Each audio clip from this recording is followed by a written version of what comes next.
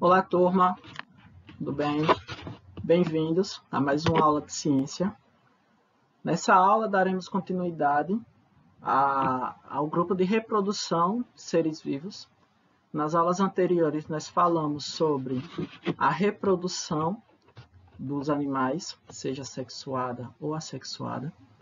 E agora nós vamos falar sobre as características do reino das plantas, o reino Plantae. Um dos 5 grupos, um dos 5 reinos que estão presentes no nosso planeta.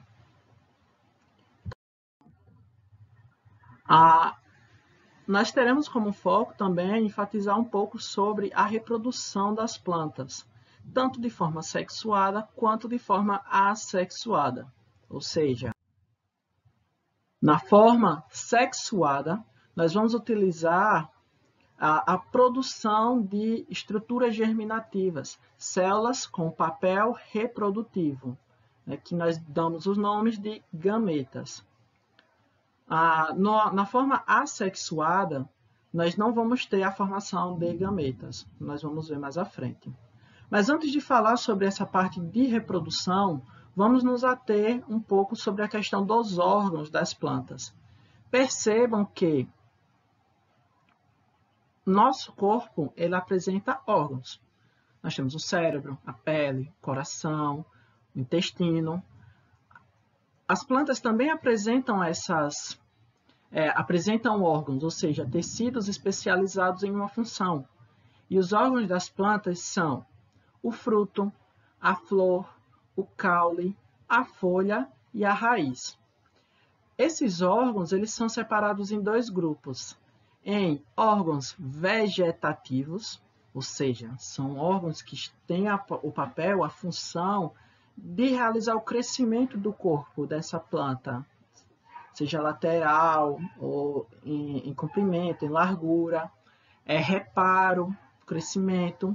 E essas partes elas são a folha, o caule e a raiz. A raiz ela principalmente dá sustentação à planta e absorve a água e os sais minerais do solo. O caule ele dá sustentação, permite o crescimento da planta. Além disso, o caule permite o transporte da seiva bruta e seiva elaborada das plantas para as folhas. E, por fim, a folha. A folha é um receptor responsável principalmente pela produção do alimento das plantas. É nesses locais, geralmente, onde ocorre o processo chamado fotossíntese, que é a produção do alimento da planta. Os órgãos reprodutivos, como o próprio nome já diz, eles têm a função principal realizar a reprodução. Então, a flor e o fruto têm foco principal de reprodução. Então, em relação à reprodução, ela vai ser sexuada quando ocorre o desenvolvimento de gametas por meio de órgãos reprodutivos. Esses órgãos são a flor e o fruto. Ou podem ser de forma assexuada, ou seja, não ocorre a produção de gametas. E aí é nesse ponto que podem ser utilizados partes da planta, partes vegetativas da planta, para realizar essa reprodução, como nós vamos ver agora. Em relação à reprodução assexuada, nós temos 3 tipos mais comuns, que é a divisão de touceira, a estaquia e a enxertia. Podem ser nomes um pouco diferentes, mas o princípio vocês já devem conhecer bem. Então, a divisão de touceira ela é muito comum, principalmente em relação a plantas que nós utilizamos essa estratégia para o comércio, para a produção de alimentos, como a bananeira, por exemplo. Se vocês forem daqui para Sabinópolis, vocês vão ver um bananal enorme. A produção daquelas bananeiras é feita por touceira. Então, quando uma bananeira cresce, alguns brotos crescem em sua lateral, e aí os responsáveis, né, pelo cultivo retiram esses brotos e plantam em outro local. Então não ocorreu produção, né, já que não veio da flor do fruto, e essa planta ela é plantada em outro local. Quais as vantagens desses tipos de reprodução assexuada? É que você tem uma produção muito rápida, né? Você não precisa esperar que essa planta chegue a esse estágio de desenvolvimento para produzir flor e fruto. Você retirou esse segmento e plantou em outro local. Quais as desvantagens? Ela é um clone dessa planta-mãe. Então, se uma planta pegar alguma doença, então é muito provável que todas as outras que foram produzidas a partir de uma mesma planta estejam propensas a pegar essa mesma doença. Então, tem suas vantagens e suas desvantagens. A segunda forma de reprodução assexuada é a estaquia. Eu venho do povoado, então eu conheço desde criança, né, a técnica da estaquia. A gente, para plantar mandioca, não é utilizado flor ou fruto. Nós retiramos o caule da mandioca e cortamos. Esses cortes que vocês observam aqui a gente chama de maniba ou maniva. E a partir desses cortes, desses segmentos, dessas estacas, que nós fazemos o plantio da mandioca. E é utilizado também em muitas plantas. E esse é um dos exemplos de reprodução assexuada de plantas, a estaquia. Um terceiro exemplo é a enxertia. Então, o enxerto nada mais é do que você retirar uma parte de uma planta e colocar em outra.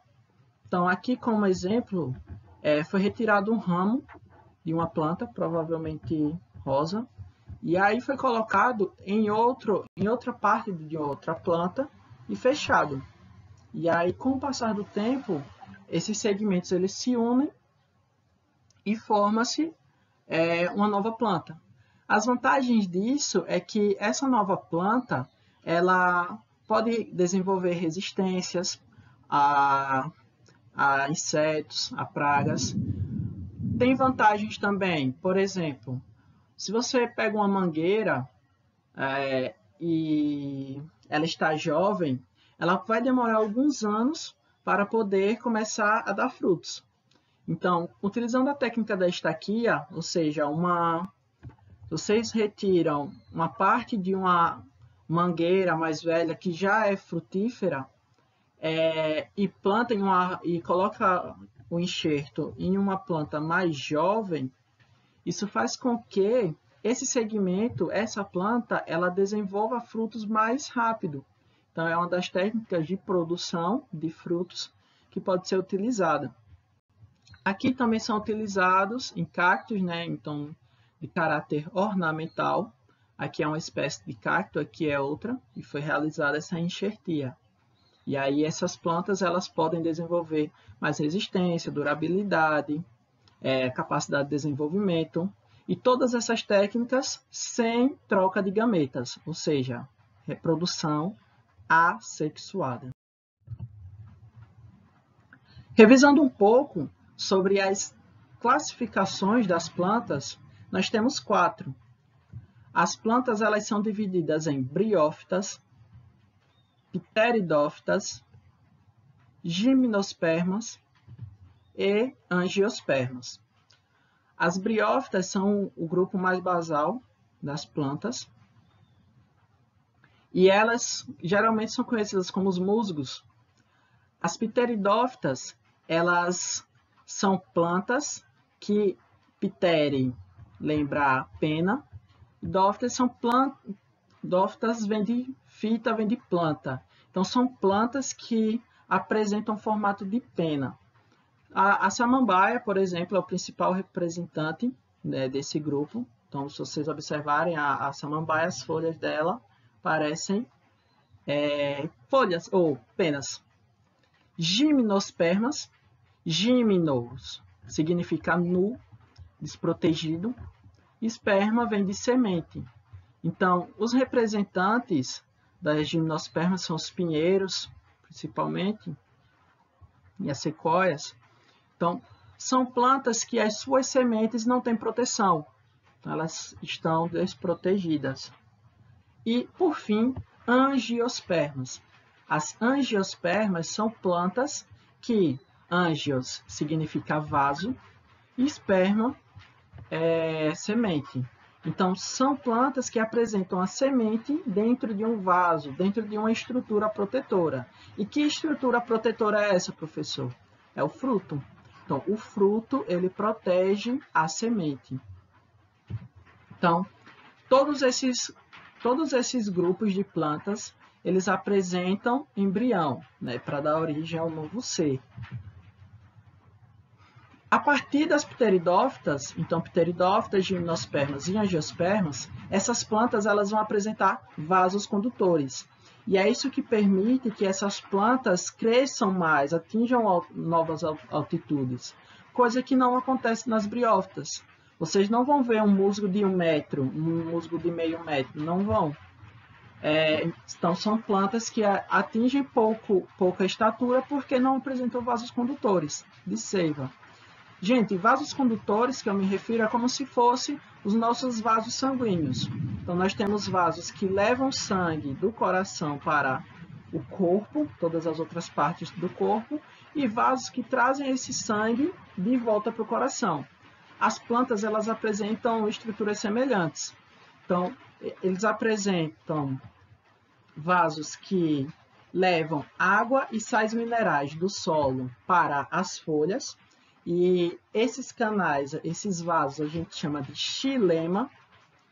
E quando chega na folha, é produzido através da fotossíntese o alimento da planta. E aí, depois desse alimento produzido, ele é distribuído para todas as partes do corpo. E esse retorno de nutrientes é realizado através de vasos chamado floema. Então, a planta ela apresenta dois tipos de vasos condutores, xilema e floema. Xilema transporta água e sais minerais. Floema transporta água, nutrientes para todas as partes da planta. Somente a partir de gimnosperma e angiosperma que nós temos uma estrutura chamada de semente. Ou seja, é uma estrutura em que o embrião está presente e ele pode sobreviver nessa estrutura, nessa semente, por um período de tempo. Algumas plantas podem ter a semente durável até anos, passar de anos e depois germinar. Mas somente as angiospermas vão apresentar flor e fruto. Dentro das características gerais das angiospermas, que é um grupo que teve um grande sucesso evolutivo em relação ao grupo de plantas, elas são plantas que apresentam sementes protegidas por frutos. E essas plantas elas também apresentam flores. Atualmente, são conhecidas cerca de 350 mil espécies de plantas.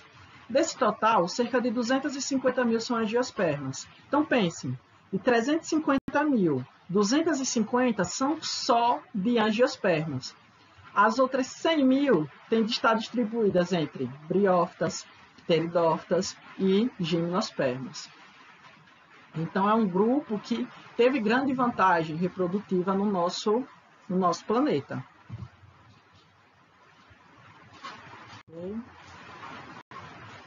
Então, a presença de flores e frutos é fundamental para o desenvolvimento das angiospermas. Então, essas flores elas possuem cores vivas, néctar e cheiros que atraem pássaros e insetos que vão ajudar no processo de polinização. Já os frutos são importantes para proteger as sementes das plantas. Então, quando esse grupo de plantas coevoluiu com pássaros e insetos, eles conseguiram dominar, né, o planeta. Então, nós podemos encontrar as angiospermas em quase todas as partes do globo. E aí, dentro das estruturas, né, das plantas, nós temos a flor. Dentro das angiospermas, temos a flor. A flor, ela tem essas características, né, mais viçosas, com cores mais chamativas, para atrair os polinizadores. Então, aqui nós temos a flor da acerola, a flor boa noite, né, cataranthus, a acácia azul, o ipê amarelo, a flor da laranjeira e aqui a flor do mandacaru. E vejam a diversidade de flores que nós encontramos, né, no planeta. Aqui são apenas alguns exemplos, né, a flor do maracujá, o girassol, a inflorescência do pé de milho, do milho. Então, veja, aqui é flor do milho e aqui também é flor do milho. Só que aqui é uma flor masculina e aqui é uma flor feminina. Em relação às flores, elas podem ser vistosas tanto pelo colorido quanto pela forma. Muitas vezes também exalam odor agradável e produzem um líquido açucarado que é chamado de néctar. É esse néctar que atrai esses polinizadores para se alimentar, porque ele é rico em energia. Além disso, tem essa questão do odor agradável, mas não é recomendável cheirar as flores, porque o pólen, existem pessoas que podem apresentar alergia grave e pode ser prejudicial. Saindo um pouco das plantas em si, mas ainda trabalhando sobre as angiospermas, existem seres que têm papel importantíssimo para o sucesso das angiospermas, que são os polinizadores. Eles são agentes capazes de levar o pólen até o local em que se localiza o gameta feminino, o que possibilita, assim, a polinização. Então, toda vez que um inseto, por exemplo, vai em uma flor para coletar néctar, ele toca nas estruturas reprodutivas da flor e ali ele pega um pouquinho de pólen. Um pouquinho de pólen toca nele. E aí esse inseto vai de uma planta para outra, de uma flor a outra, e esses pólens vão sendo trocados. E esse processo é chamado de polinização. E isso pode acontecer através de fatores abióticos ou bióticos.